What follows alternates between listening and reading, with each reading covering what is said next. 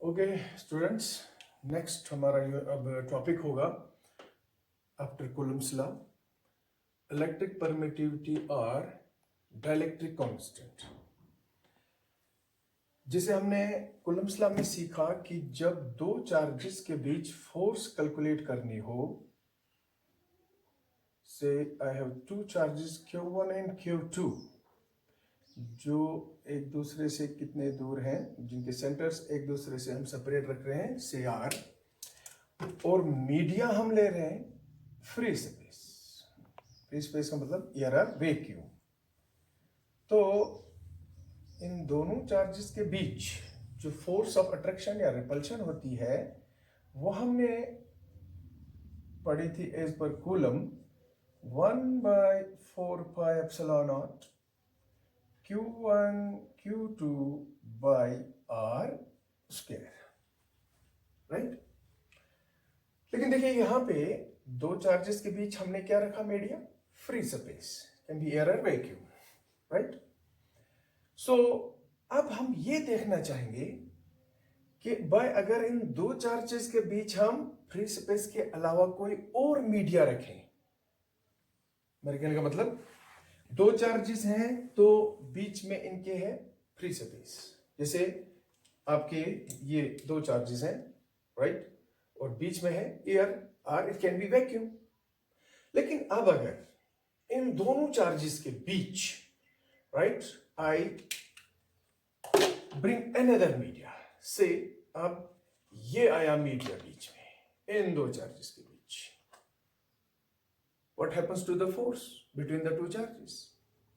उसके बाद सपोज मैं कोई और मीडिया बीच में ले आता हूं, say I have another media, say this is the media, another media between the two charges, what happens to the force. तो इस चीज को पढ़ने के लिए हमें बच्चों, आपको पहले मैं आपको सिखाता हूं इलेक्ट्रिक परमिटिविटी या फिर डाइलेक्ट्रिक कांस्टेंट, फिर आप इजिली समझ जाएंगे कि what will be the force between two charges if we replace free space with other media. तो आप मुझे बताइए जरा बच्चों, ये दो चार्जेस मैं ले रहा हूं, पॉइंट चार्जेस, स्टेशनरी चार्जेस, जिनका मैग्नीट्यूड दिया है, सेपरेशन दी है, मीडिया दिया है, तो इनके बीच फोर्स का मैग्नीट्यूड कितना होगा, ये आपस में किस फोर्स से अट्रैक्ट रिपेल करेंगे, that is given by F is equal to 1/4πε0 Q1 Q2 by R square, right.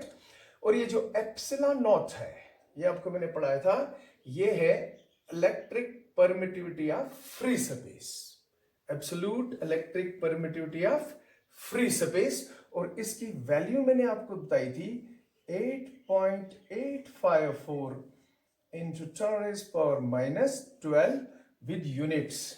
Units force के लिए न्यूटन, ये आएगा इसके साथ क्रॉस मल्टीप्लाई में आएगा मीटर स्क्वायर, ये दो चार्ज जो हैं ये जाएंगे डिनोमिनेटर में, तो आएगा पर कूलम स्क्वायर। तो ये हमने इसको नाम दिया था electric permittivity of free space. तो ये जो है फ्री स्पेस के लिए। अब अगर मैं कोई और मीडिया रखता हूं, what will be force then between the two charges? I will write 1/4πc now. I will not write epsilon naught, I will write epsilon Q1 Q2 by R square. वही दो चार्जेस ले रहा हूं, same distance ले रहा हूं, लेकिन अब मीडिया में चेंज कर रहा हूं। मीडिया फ्री स्पेस नहीं है, अब और कोई मीडिया है, तो फोर्स कितनी होगी, I can simply use same Coulomb's law, F is equal to 1/4πε Q1 Q2 by R square. बोले क्या, कौन सी चीज बदली, यस ये बदल गया। Here it was epsilon naught, permittivity of the free space.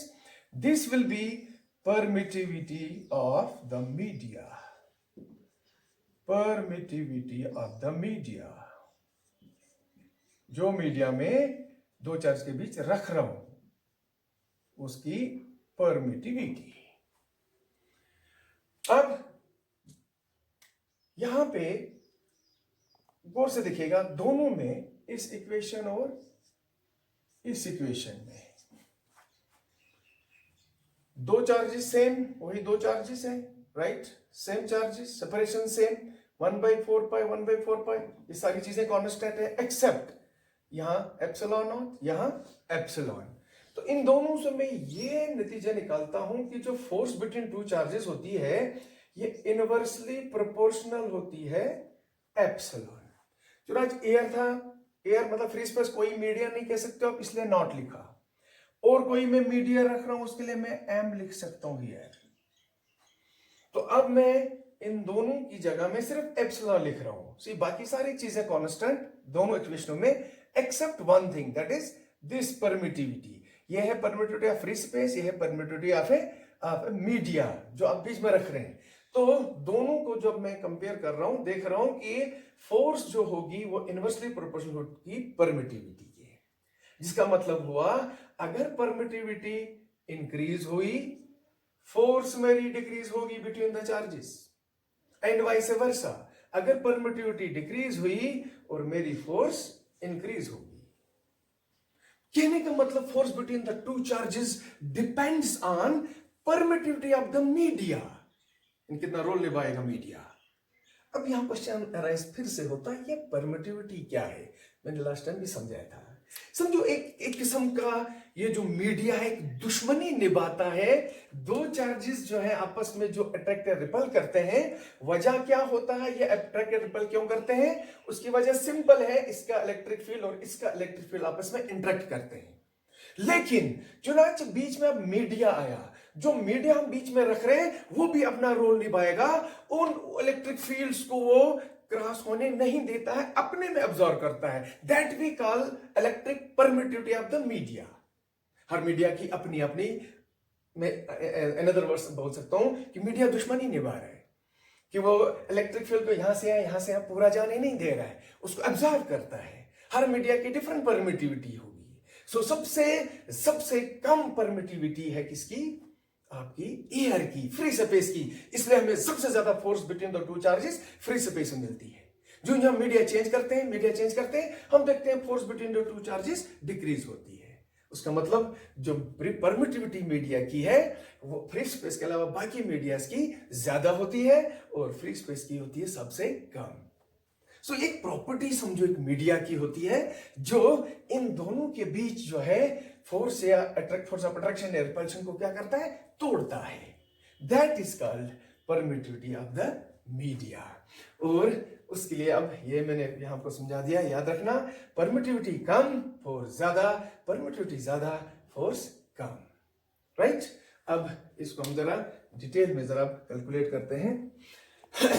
बच्चों फिर से मैं लिखना चाहूंगा, ये फर्स्ट इक्वेशन जो है ये फ्री स्पेस या एयर के लिए लिखता हूं मैं, ए से डिनोट करता हूं एफ ए, और ये जो है इसको लिखूंगा F M. This is force between two charges in air, this is force between two charges in a media. तो चलिए बच्चों अब इन दोनों को हम डिवाइड करते हैं,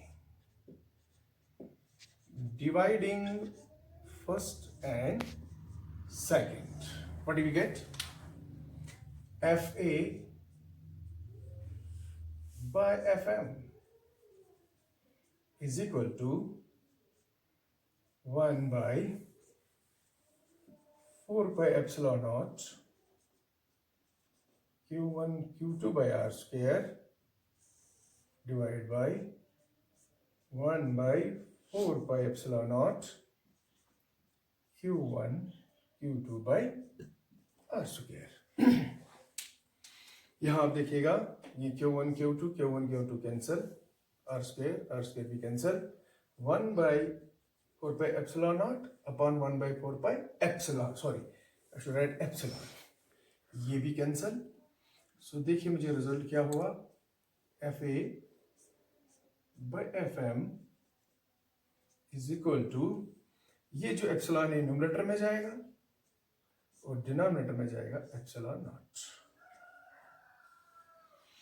So on dividing these two equations, what I get, FA by FM is equal to epsilon by epsilon naught, यानी है force between two charges, force of attraction and repulsion between two charges when they are separated by free space or air you can say, and FM क्या है, force between two charges when they are separated by a media। और ये किसके बराबर है इनका ratio, या permittivity of the media and divide by permittivity of free space। अब जरा बच्चों यहां पे मैं देखो, यहां मैं एक पॉइंट बताना चाहूंगा, ये जो रेशो जो है परमिटिविटीज का या फोर्सेस का बिटवीन द टू चार्जेस, इन्हीं को हम लिखते हैं, डिनोट करते हैं एप्सिलॉन आर से या कैपिटल के से। अब ये क्या है एप्सिलॉन आर? ये कहलाती है relative permittivity. This is called relative permittivity, या फिर के है, इसको बोलते हैं dielectric constant of the media. So अब हम इसको जरा एक्सप्लेन करेंगे, इसको एक्सप्लेन करेंगे। ये जो मैं निकाल रहा हूं डिवाइड करने से, ये क्या निकला बच्चों? ये रिलेटिव परमिटिविटी है। ये दो, मैं परमिटिविटी ऑफ मीडिया को रिलेट किसके साथ कर रहा हूं? परमिटिविटी ऑफ फ्री स्पेस के साथ, राइट? मैं अभी आपको ये समझाने की कोशिश करूंगा कि फोर्स जो है एयर के मुकाबले में दूसरे मीडियाज में कितनी होगी, या परमिटिविटी दूसरे मीडियाज में एयर के मुकाबले में कितनी होगी, वो हम निकाल लेंगे। उसी के लिए हमें समझना पड़ेगा रिलेटिव परमिटिविटी या डाइलेक्ट्रिक कांस्टेंट। तो अब यहां से हम लिख सकते हैं रिलेटिव परमिटिविटी को 1 by 1 समझते हैं, is equal to permittivity of the media by permittivity of the air, free space, right?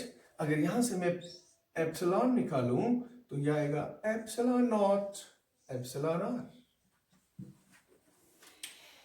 तो यहां से जो परमिटिविटी ऑफ द मीडिया मैंने निकाली, ये एप्सिलॉन, इसकी वैल्यू मैं अगर यहां पे लगाऊं, राइट, कैसे मैं मीडिया में निकाल रहा हूं ये एप्सिलॉन, राइट?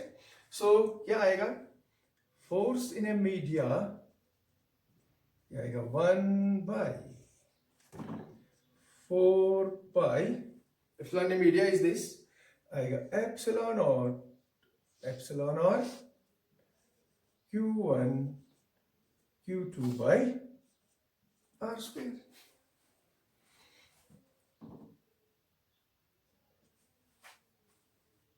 ओके, सो जिसका मतलब हुआ फोर्स इन ए मीडिया बराबर होगा, जरा गौर से देखिएगा, 1 by 4 पे epsilon Q1 Q2 by R square, 1 by 4 पे epsilon Q1 Q2 by R square। क्या पढ़ा था हमने?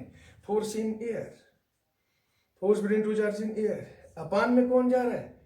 Epsilon R. और इस एप्सिलॉन को क्या मैंने बोला है? रिलेटिव परमिटिविटी या डाइलेक्ट्रिक कांस्टेंट।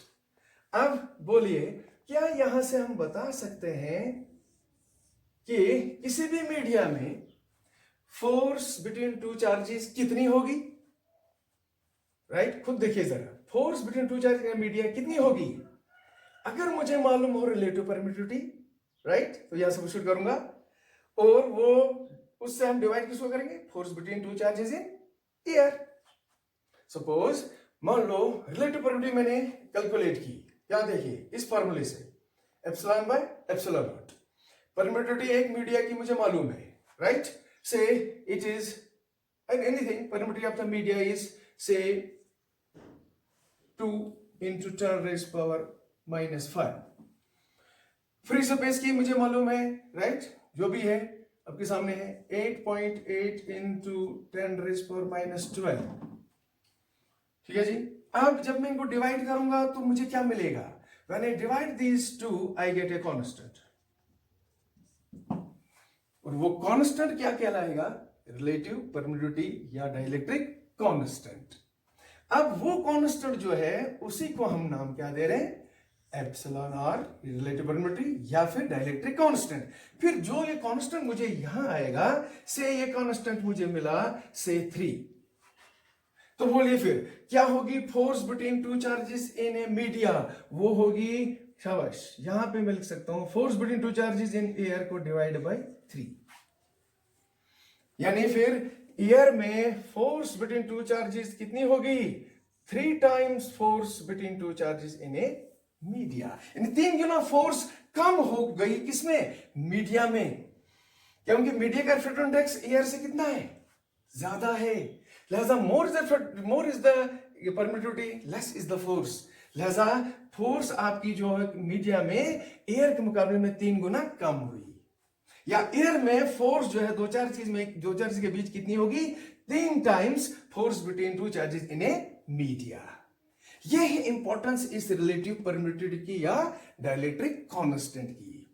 तो इस तरीके से हमने समझा यहां कि ये क्या होता है रिलेटिव परमिटिविटी या डाइलेक्ट्रिक कांस्टेंट। ये सिर्फ हमें बताता है कितने टाइम्स फोर्स ज्यादा होगी किसी मीडिया में एयर के मुकाबले में, या कितने टाइम्स परमिटिविटी मीडिया में ज्यादा होगी एयर के मुकाबले में। राइट, आप खुद ही देख सकते हैं कि यहां पे मैंने रेशियो लिया था, एप्सिलॉन को लिखा था एप्सिलॉन आर या के, या दूसरे लफ्जों में हम लिख सकते हैं force between 2 charges in air को डिवाइड करते हैं force between 2 charges in a media, इसको भी हम कांस्टेंट लिखते हैं डाइलेक्ट्रिक कांस्टेंट के।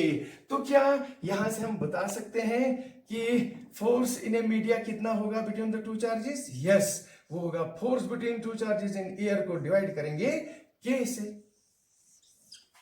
राइट, और ये के जो है डाइलेक्ट्रिक कांस्टेंट तो मीडिया कहलाता है। कैसे निकालोगे? सिंपल, 2 चार्जेस ले लो, इनके बीच फ्री स्पेस रखो, बोलो फोर्स कितनी होगी, हमने निकाली। फिर उन्हीं 2 चार्जेस के बीच हम फ्री स्पेस के बजाय क्या मीडिया रखते हैं, निकालते हैं फोर्स बिटवीन 2 चार्जेस, ये फार्मूला है, निकाली। क्या डिवाइड करने पर एक कांस्टेंट मिलेगा? हाँ, ये भी फोर्स होगी, ये भी फोर्स होगी, न्यूटन कैंसल, आपका वैल्यू आएगा आगे, वो कांस्टेंट होगा और वो के कहलाएगा।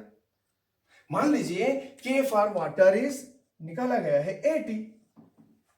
राइट, अब मैं 2 चार्जेस ले रहा हूं, इनके बीच फ्री स्पेस ले रहा हूं, मुझे फोर्स पता है कितनी है। अब अगर मैं पानी में इन चार्जेस को डुबाता हूं तो बोलो फोर्स कितनी होगी? तो force between 2 charges in air is known to us, simply मैं डिवाइड किसे करूंगा, 80 से। तो फोर्स जो है पानी में हवा के मुकाबले में 80 गुना हो जाएगी कम।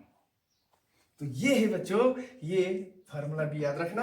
और ये जो मैंने बताया आपको परमिटिविटी, इलेक्ट्रिक परमिटिविटी या फिर डाइलेक्ट्रिक कांस्टेंट, इसकी इंपॉर्टेंस होगी। अब हम कूलम्ब्स लॉ लिख सकते हैं, बिटवीन 2 चार्जेस कोई भी मीडिया हो, we can write force is equal to, Coulomb's law को लिखा मॉडिफाइड फॉर्म लिखते हैं, 1/4 पाई एप्सिलॉन नॉट, वो पर एयर था, एप्सिलॉन के लिख सकते हैं किसी भी मीडिया की परमिटिविटी। तो यहां एप्सिलॉन की जगह क्या लिख सकते हैं, एप्सिलॉन नॉट, एप्सिलॉन आर, या एप्सिलॉन आर की जगह क्या लिख सकते हैं, के। तो एप्सिलॉन नॉट के Q1 Q2 by are square. तो अगर हमें डाइलेक्ट्रिक कांस्टेंट किसी भी मीडिया का मालूम हो तो हम इजीली निकाल सकते हैं force between 2 charges in that media. अब मैं बताऊंगा कि के जो है dielectric constant of different medias calculate किया गया है, एक लिस्ट बनाई गई है, मैं अब लिस्ट आपको बताऊंगा, दिखाऊंगा। तो अब यहां जो मैं आपको टेबल दिखा रहा हूं बच्चों, इसमें आप देख सकते हैं इस साइड मीडियाज हैं और साथ में इनका डाइलेक्ट्रिक कांस्टेंट है। देखिए बच्चों, ये डाइलेक्ट्रिक कांस्टेंट मैं क्यों बता रहा हूं आपको, ये इजी रहता है याद रखना, क्योंकि अगर आपको फिर किसी भी मीडिया में फोर्स निकालना हो चार्ज के बीच, फिर आपको परमिटिविटी याद रखनी है, थोड़ा मुश्किल हो जाता है, उसकी यूनिट्स भी याद रखने हैं, तो प्रॉब्लम हो जाती है, याद नहीं रहता है परमिटिविटी। एक परमिटिव फ्री स्पेस की सबको याद है, सपोज 8.854 × 10⁻12। बाकी मीडियाज की परमिटिविटी आपको फिर याद रखना मुश्किल हो जाएगा, इसलिए हम बेटर क्या करते हैं, उनकी वैल्यू सब्स्टिट्यूट करके हम एक वैल्यू निकालते हैं कांस्टेंट, वो इजी होता है याद रखना, और उसी को हमने रिलेटिव परमिटिविटी बोला, या उसी को हमने बोला डाइलेक्ट्रिक कांस्टेंट। तो देखिए मीडिया वैक्यूम, तो इसका डाइलेक्ट्रिक कांस्टेंट 1 से, ये कैसे निकाला 1, क्योंकि देखिए force between 2 charges in air, force between 2 charges in media, media क्या ले रहा हूं मैं, वैक्यूम, एयर और वैक्यूम में फोर्स बिटवीन 2 चार्जेस क्या होगा, सेम, तो क्या आएगा 1, क्या आएगा 1।